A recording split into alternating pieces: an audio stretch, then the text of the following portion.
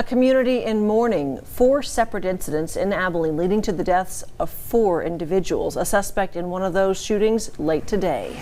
And 51-year-old Teddy Lee Mills is a security guard accused of shooting and killing 32-year-old Deshaun Colin.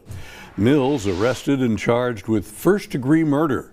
It was last Sunday morning just after 3 a.m. Mills providing security at a private event at the Bravo Hookah Lounge at North 6th and Plum Streets. A large turnout filling the building to capacity, with a large crowd also outside the venue. According to surveillance video from the Hookah Lounge, the large crowd outside forced open the venue doors and attempted to rush into the building. Deshaun Colin at the front of that crowd. In the commotion, Mills pulling out a gun and allegedly shooting Colin.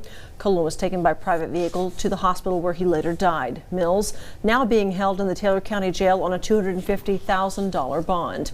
And tonight, the community coming together to support one another at a candlelight vigil at Stevenson Park. KTAB's Noah McKinney speaking with organizers and friends at that vigil, continuing coverage of tonight's top story. With 2 lives lost to gun violence here in Abilene less than an hour apart, voices in the community are crying out.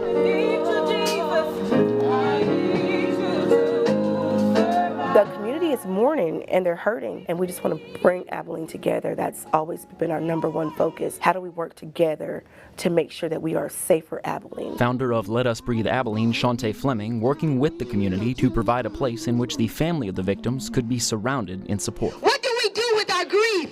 What do we do with social injusticeness? What do we do? Speaker Bridget Jordan delivering a message not only of support, but action. You gotta trust God, but faith without works is dead. You can't just pray about it and cry about it. You gotta stand up for something. Sissy Carrion, a family friend of the most recent shooting victim, Deshaun Colin, or Day, as family and friends called him, sending their thanks for the community's support as Abilene police announced the arrest of Teddy Lee Mills, the security guard now charged with Day's shooting and death. Yes, he was charged. Okay, now we have another fight. The bond, $250,000. Carrion not alone at the vigil in drawing parallels between this incident and the arrest of a black man for the shooting of Hayden Smith less than an hour before. His bond is $500,000. Somebody that did something to him. Here we have a black man, same situation, murdered by a white man, and his bond is $250,000. They did nothing to that man. The circumstance of Colin's death drawing attention to a much larger scope of issues of gun violence in our country. Jordan, speaking to that as a former military member. I did 2 tours in Iraq, and so we have similar training to law enforcement.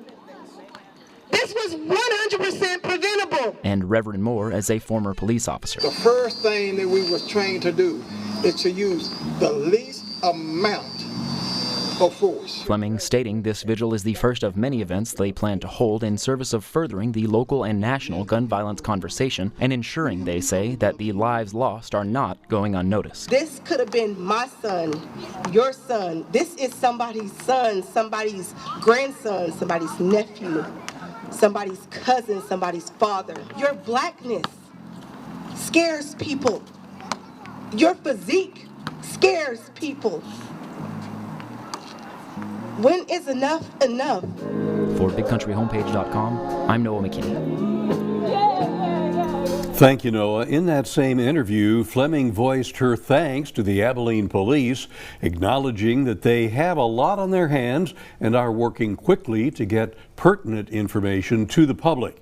APD Chief Ron Searate releasing this statement today, saying in part, our community has recently endured the heartbreaking loss of 4 citizens in separate incidents within a single week.